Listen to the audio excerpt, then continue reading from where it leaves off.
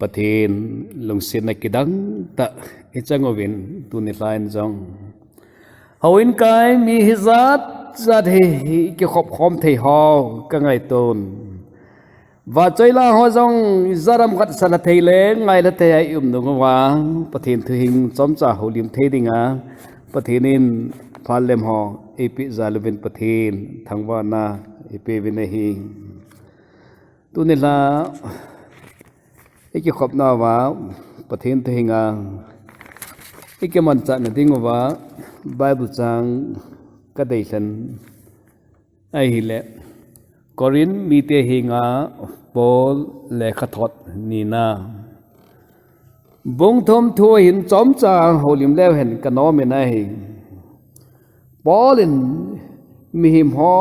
sim theja Christa lekhathot chu ihina obam ti thu dola a hin se hi chom chakhat din pi lew hen kano me nai eti ma bangoven bible chang ngalut pai jo hitin bible chang hin seming katin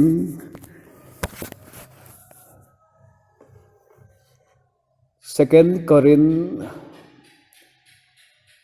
bong thum na chang khana konin chang thum chan hin sim mohite ke ho kisi phapan kit ke hiuvem a hi lo le nang ho hi nga ahim nang ho akuna ahima sei phat ne le kha hi abang bang ho banga nga za ka hi vem nang ho ta chu ka le khaw ne hi ve kalung sung wa kisun mi hem zo sin asima a het su a hi nang ho chu Christa le ko thot a hi ve ke ho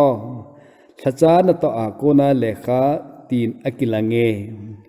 lekha tuja kisun hilowa pathin hing sagau wazo ahi song phenga hilowa ta sa hing hengzo phenga zo ahi pathine na thu chom chakat cha isim sa naw hi jong le atha bein pathe ibu pe kitaw hen so pite ho itlai bible chang in the simting la nangin itine gelam iti mu na ne yam ti hituni hin kidong chit chet lew hen kano me nei Paul in pathina ko na sola oma chiting le mu tam ta ania chile pathina ko na pakai leng ka ma tinga na to na ho solcha ahi na ho le anato na gimgen thei atu na ho tho ha sa tam ta ho hin tho na ho chu ting le hi chu ho a ko na jong pathin thu hing a sei ho jong thuti ta hi ji ho hi lam chomin pathin thu pha ho seinan phat aman tamta a hin mang chai tan ahi wangin so pete ho vete min pathin lenga ma dinga na tong ho hi o ka ngai tu ting le koi zo si nom ta pathin tuing ngai nom ta gen thei lo hil ta pakai lenga ma dinga na tong lo hi le hi ji ti hi mu do thejin alangi nei hi vevin mi hon tu hil hem hon pathin lenga ma tinga na to namuna ho ko ma hi izat ve hi sei set na izat an changa chile Paul amata jong hi atu sei hi tu hil hem banga anaki se na hi izat lop muham ti hi Paulin amu do hi je chuje chun Paulin tu hil hem ho banga hi ki het thim theina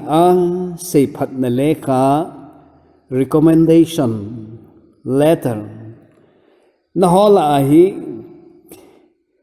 kanei kho nga za ham ti chu thudo ahin do masat nga la hi jam aje chu yam tel recommendation letter sei phat na lekha chu phát sinh ai ho ti lo wa hi adang hi ngai lo hi je ti chu an se ye hi je ai lo wa le sei phat na le kha chu ama adinga angai lo thu jong a hin se ji nei Paulson sei phat na le kha choi chu ngai sapon i zene mi ti a hi le recommend anabola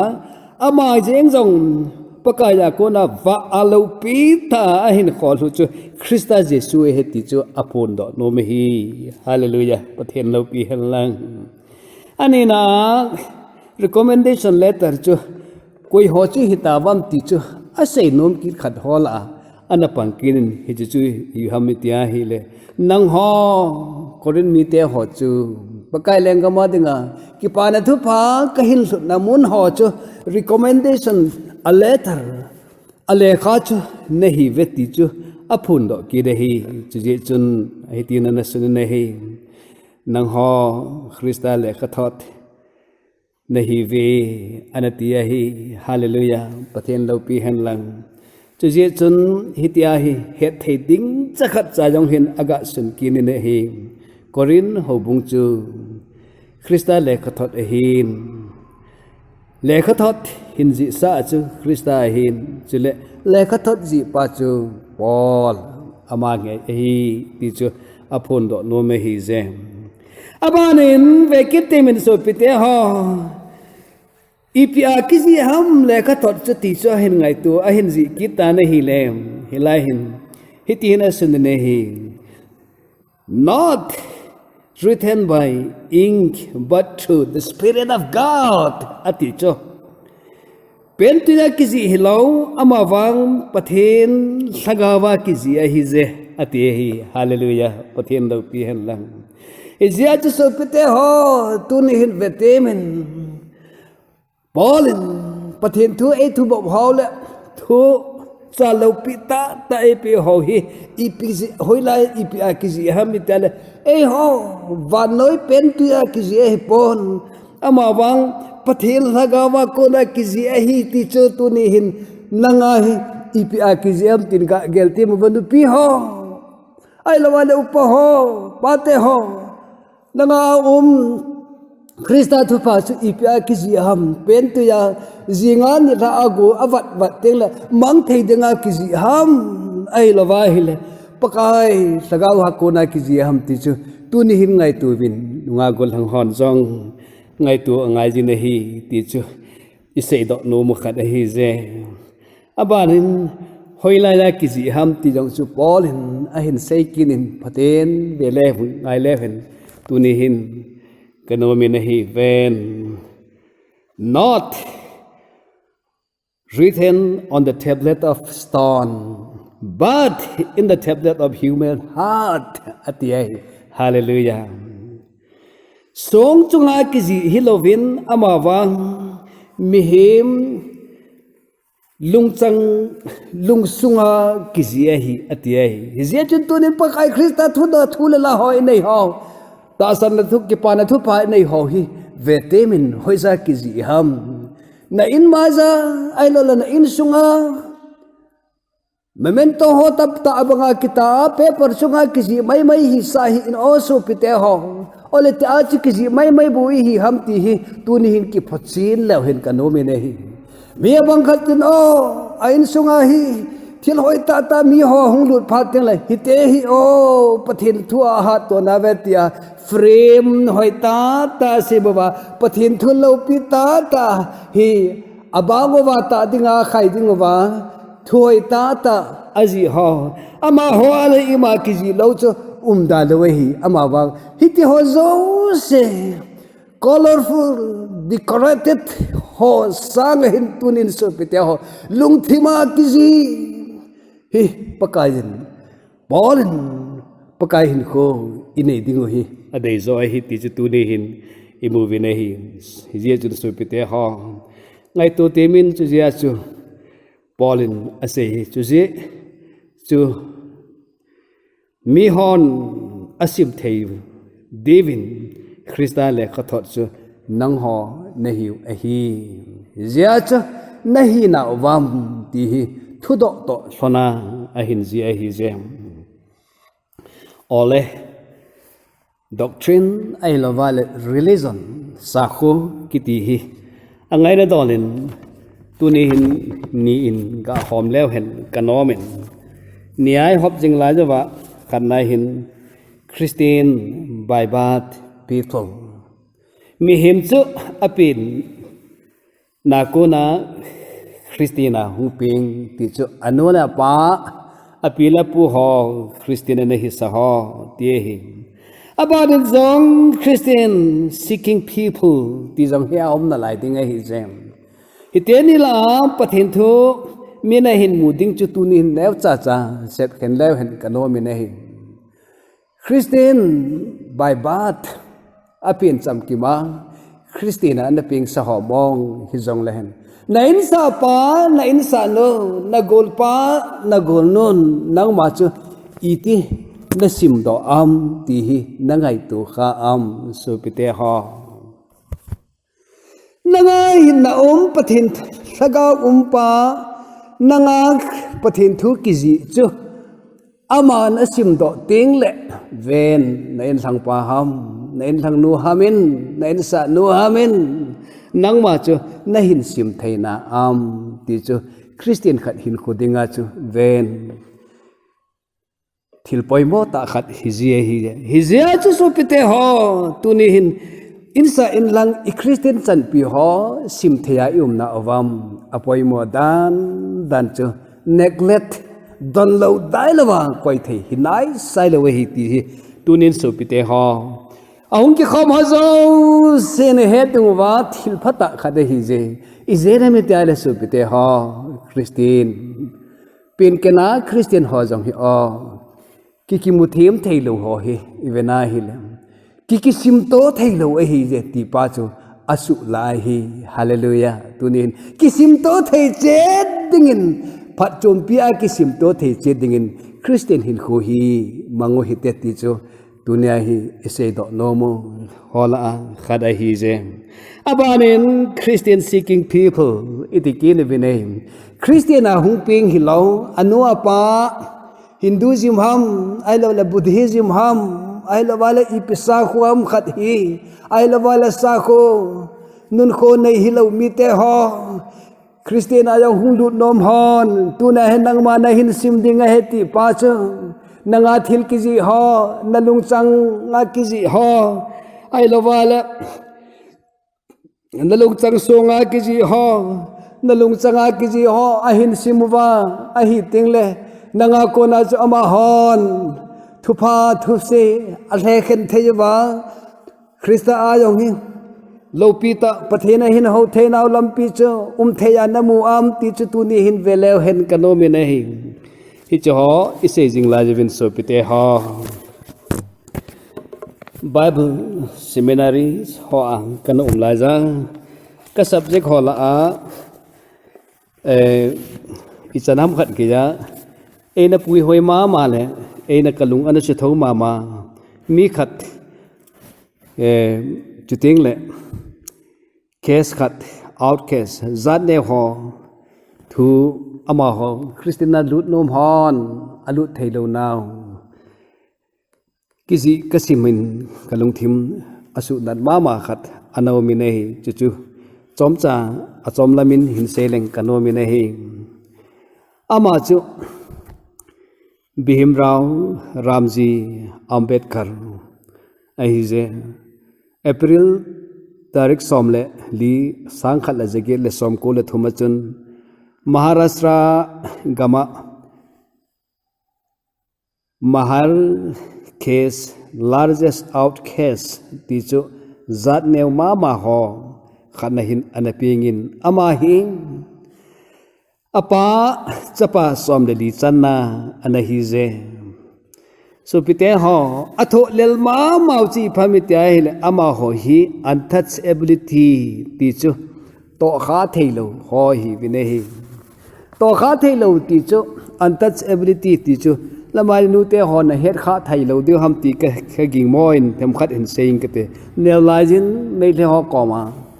ain lamu ha amang kon san chu ichia hi le veranda chan chu ichi le cho kho pon ain sung ham a hi lo bala abu hon lam ham kha chi swala lak no mange hinti ve tau hi cho ho chu a hi je zat lin to zat ne kitimat thailo na pa chu ama hot anei ji uvin chapang chai hi la koinin sikul hung kain a sikul kai na chutula ya banga khotina sikul umhila we hi je chala chun kilometer gup segi ho ki ka abe a chu sikul na ume hi je hilaya chun tula ya bangin outrek so ho ikovet ho a koi ma ne ki popoi ya chuna ma jong hi sikul kaya chi tingle a hi wangin tuni hin vetimin bongari he pan ama hi apo theilo we hi ti jong chu chistuo chu them chakhat ka ga sei do min hi ven bongari hung phat ting le bongari chun chapang hoi hin puwa hi le bongari sunga cha loi ho ki heng dim set ama wang ama chu to kha phallo ai lo la ta kha hoi hi lo to kha theilo mi a hi zia chu bongari sungang chu lut theilo we hi ti pa chu isei do no mole I het dingo kanomi nei je chun ama hin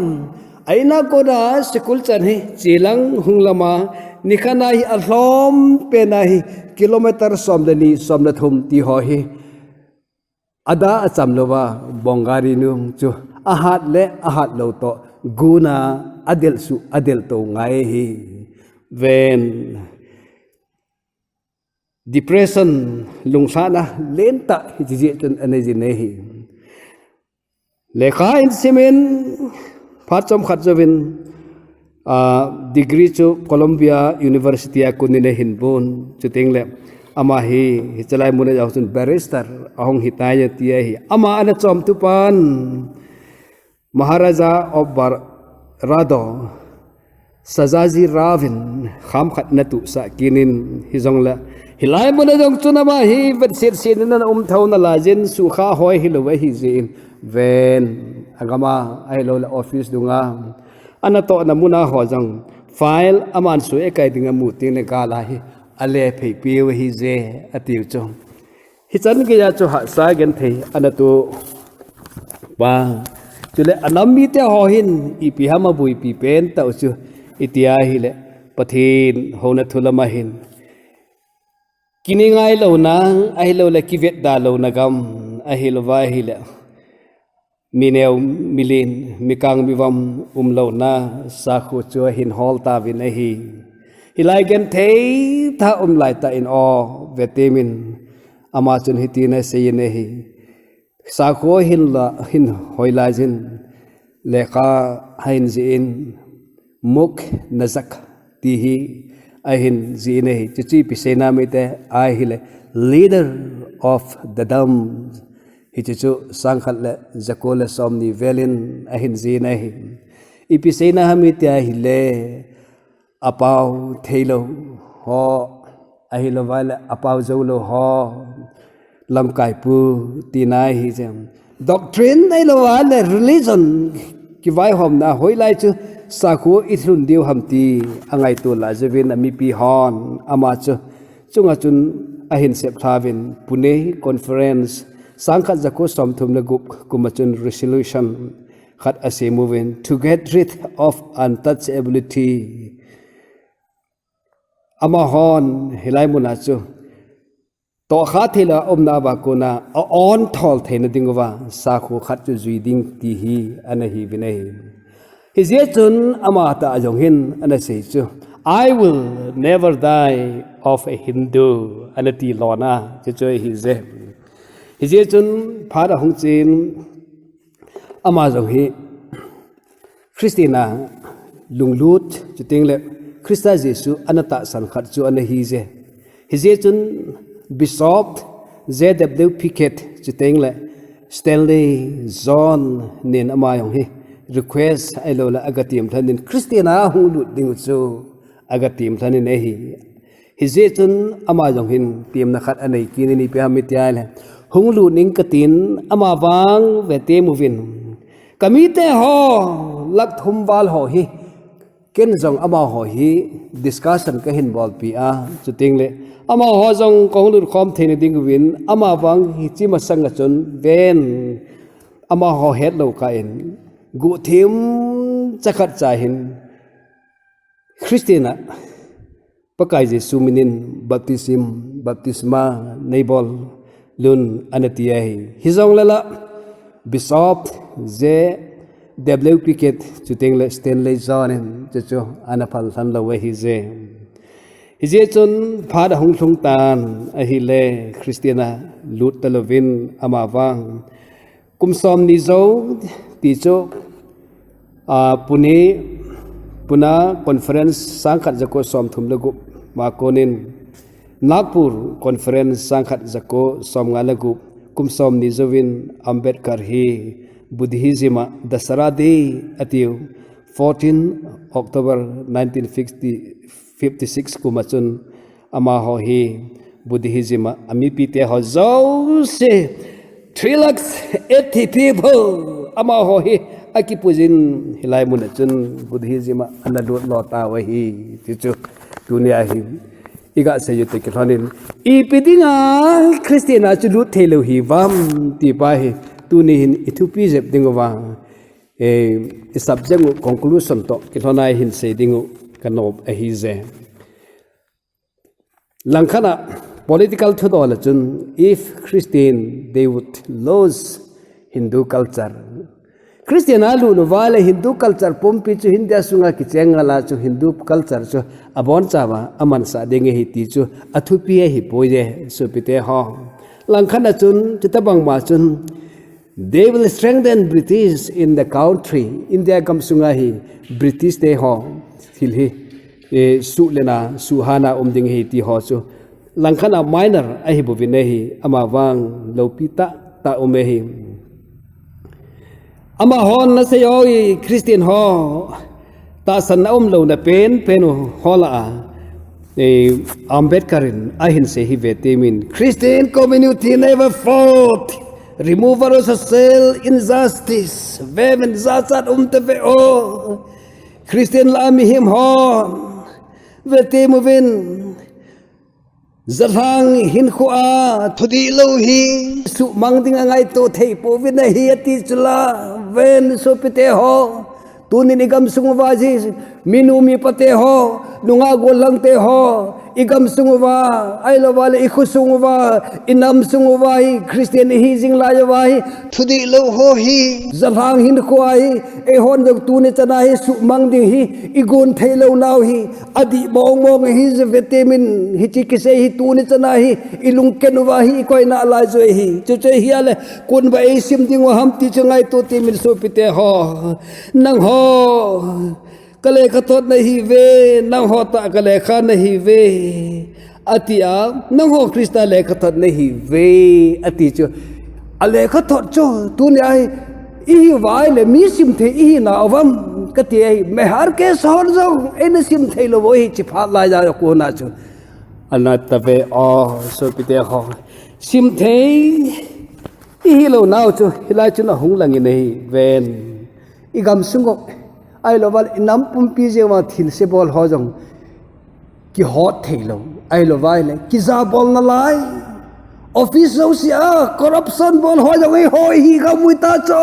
vete bin ka ngai toai hi zia cho mi hon pathera mu na ding do da lai pang so dan in ilang ikilang ta ve nei vete min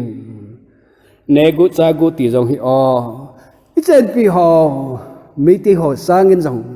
ít khó do gam ta về thì hi mu thế này là người này hi zia chu Christian mi họ hin za lang hin ko a thil di lo thu di lo hi su mang ding pai mang ding hi china to hi ama hon do dal na hi anei zo po ve ati hi ven tu ni hin nangin sang na nei zo lo hi mai thei dingin kata sa din hi igam sungu hi ka venai le thil se tampi thil pha aun do thei tamta ai lo le khel do thei tamta jong hi ki bol do zo lo hi je ti chu ise do kino mu khat hi je abana jong hin vitamin Christian desocialization outcast origin become selfish and self-centered at the end Christian hin zarang hin khu hin lama hin lung thim kil ta hin ipiti ding ham chalak na ta ai lo vai le selfish khat hi akini jin hi ati chu ei malam jenga bo thil gon kinai to a mi hem dang ho loi le pai dang ho phat na ki ngai to lo ho ai lo vai le lungil thu ta nei du ha thu na selfish du ha thu kini ho jong hi christian hit alang di ati chala di ama su pite ho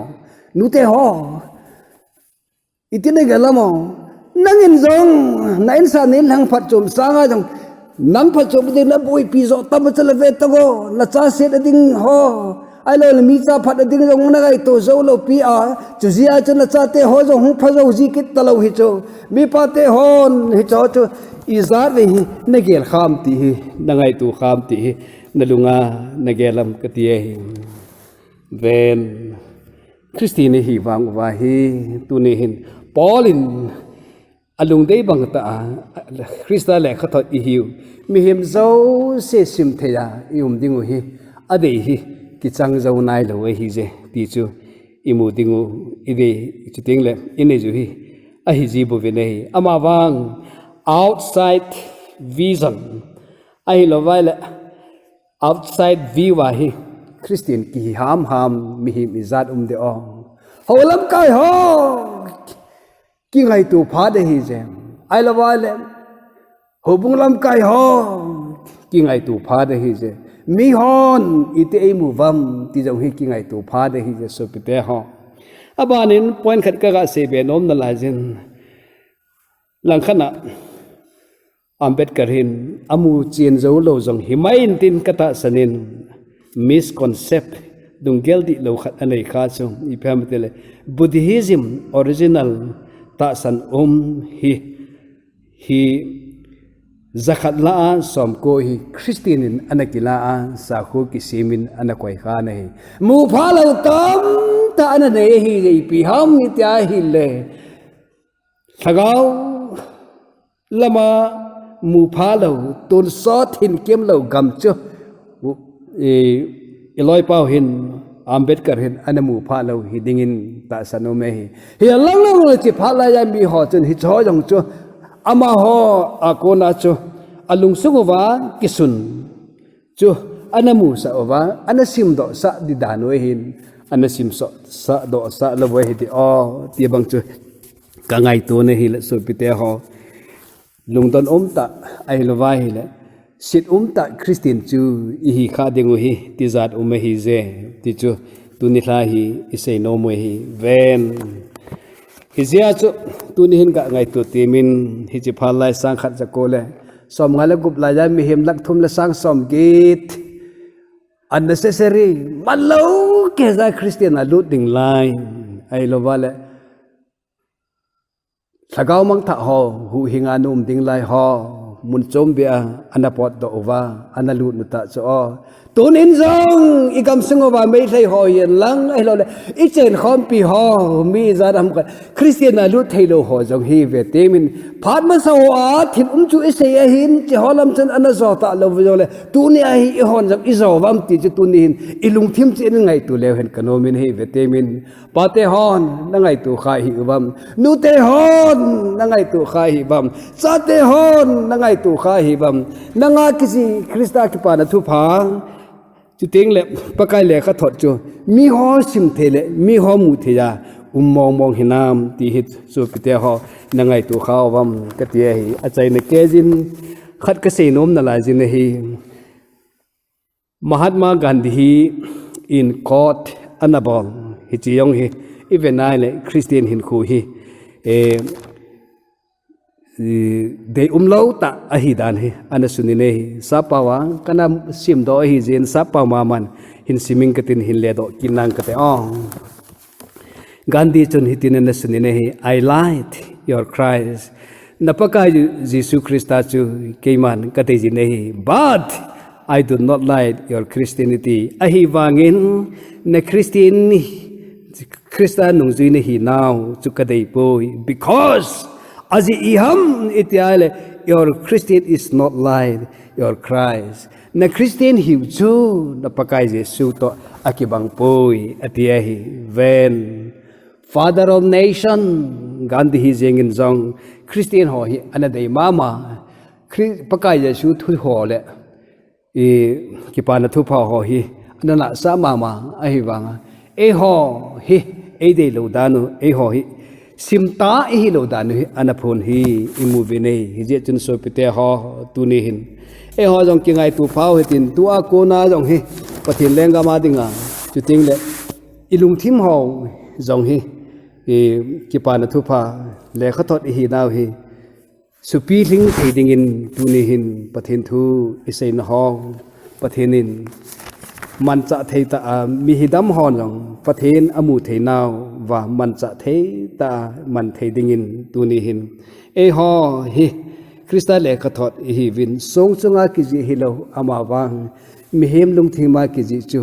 iken jing theina win chile mabana hi e ho akona jong mi hem tam ta hin Christine sakho phadan ahilwa hile ahoi dan amu theinaw wa